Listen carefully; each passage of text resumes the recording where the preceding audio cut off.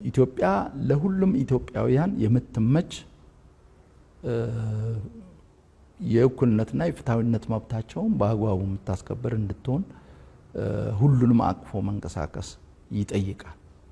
ስለዚህ ከዚህ አኳያ ብልጽግና ፓርቲ ሁሉን አካታች ሁሉን አቃፊ ሆኖ የተመሰረተበት የተለያዩ ክልከላዎችን ያስቀረበት ከዚህ ቀደም የነበረውን የዋናና አጋር የመሐልና ዳር ክፍፍል አርሶ አደር አርብቶ አደር በተለይ ከማህበራዊ መሰረት አኳያ አንዱ ማህበራዊ መሰረት ሊሆን ይችላል ሌላው ሊሆን አይችልም የሚለውን ያስቀረ ጠላት ወዳጅ የሚለውን ዳይኮቶሚ ክፍፍል ያስቀረ ፓርቲ ነው።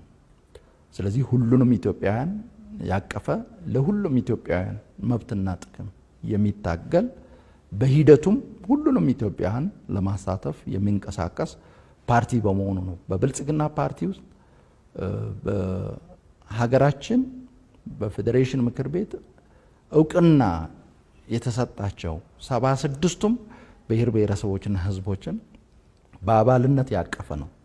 በአባልነት ብቻ ሳይሆን በአመራርነት ጭምር ያቀፈ ፓርቲ ነው። በብልጽግና ፓርቲ ውስጥ በሁሉም የሀገራችን አካባቢዎች ያሉ ህብረተሰብ ክፍሎች ተወክሏል። ሁሉም የሀገራችን ብሔር ብሔረሰቦችና ህዝቦች ተወክሏል። ሁሉም የህብረተሰብ ክፍል ተወክሏል።